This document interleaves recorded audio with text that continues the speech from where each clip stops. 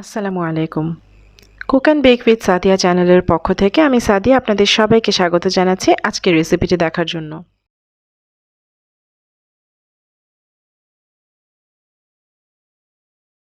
আজকে আমি নিয়ে এসেছি খুবই মজার মুখরোচক একটি আইটেম, স্পেশাল দাওয়াতি সালাদ। দাওয়াতি সালাদ তৈরির জন্য আমি নিয়ে নিয়েছি লম্বা বেগুন। আমি বেগুনগুলোকে প্রথমে লম্বায় 4 টুকরো করে তারপর এভাবে 1.5 ইঞ্চির মতো করে টুকরো করে নিয়েছি। এখানে 2 কাপ বেগুন আছে। নিয়ে নিয়েছি 2টা মাঝারি সাইজের টমেটো। টমেটো আমি ভিতরের বিচির অংশ ফেলে এভাবে চিকন লম্বা করে কেটে নিয়েছি। নিয়েছি একটি মাঝারি সাইজের ক্যাপসিকাম আমি একইভাবে কেটে নিয়েছি। আর নিয়েছি 3টা পেঁয়াজ। পেঁয়াজগুলোকে আমি এভাবে গোল করে কেটে নিয়েছি। বেগুনগুলোকে আমি লবণ পানিতে কিছুক্ষণ ভিজিয়ে রেখে পানি ঝরিয়ে নিয়েছি যাতে কালো পানিটা বের হয়ে যায়।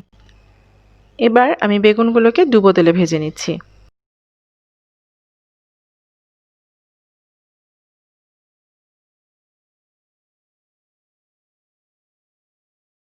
আমি খুব অল্প আঁচে বেগুনগুলোকে বাদামি রং করে ভেজে নিব।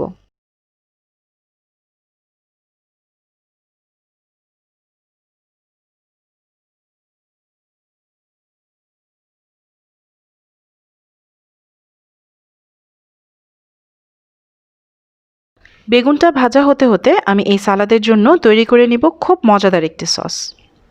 আমি নিয়ে নিচ্ছি 3 টেবিল চামচ চিলি সস, নিচ্ছি 2 টেবিল চামচ সরিষার তেল, 2 টেবিল চামচ নিচ্ছি লেবুর রস, 1 টেবিল চামচ চিনি আর দিয়ে দিচ্ছি আধা চা চামচ লবণ।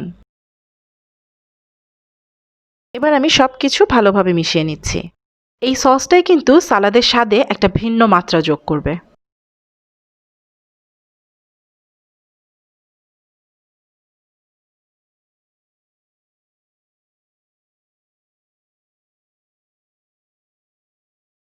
আমাদের বেগুন ভাজা প্রায় হয়ে গিয়েছে।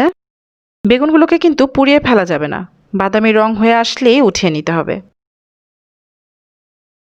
আমার বেগুনগুলো এখন ভাজা হয়ে গিয়েছে।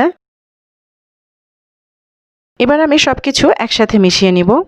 দিয়ে দিচ্ছি ক্যাপসিকাম, টমেটো আর পেঁয়াজ। পেঁয়াজগুলো আমি এভাবে হাত দিয়ে একটু ভেঙে দিচ্ছি যাতে রিংগুলো খুলে আসে।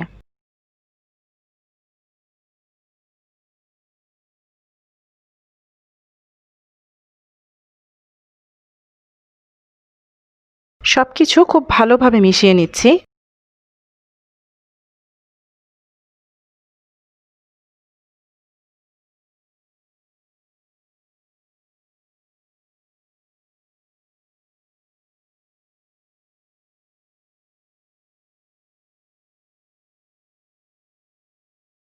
সবশেষে আমি দিয়ে দিব ভাজা বেগুন। বেগুনটা কিন্তু সবার শেষেই দিতে হবে এবং বেগুন দেওয়ার পর খুব হালকাভাবে মিশিয়ে নিতে হবে। বেশি নাড়াচাড়া করলে বেগুনগুলো ভেঙে যাবার সম্ভাবনা থাকে।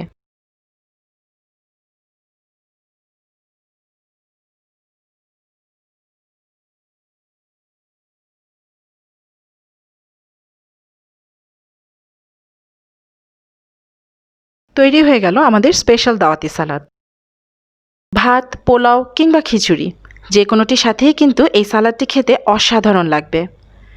আপনাদের কাছে আমার অনুরোধ, এই সালাদটি অবশ্যই ট্রাই করবেন আর আমাকে কমেন্ট বক্সে জানাবেন যে আমার মতো আপনারাও এই সালাদের প্রেমে পড়ে গেলেন কিনা। আজ তাহলে বিদায় নিচ্ছি। ও হ্যাঁ, লাইক আর সাবস্ক্রাইব করতে কিন্তু ভুলবেন না। আল্লাহ হাফেজ।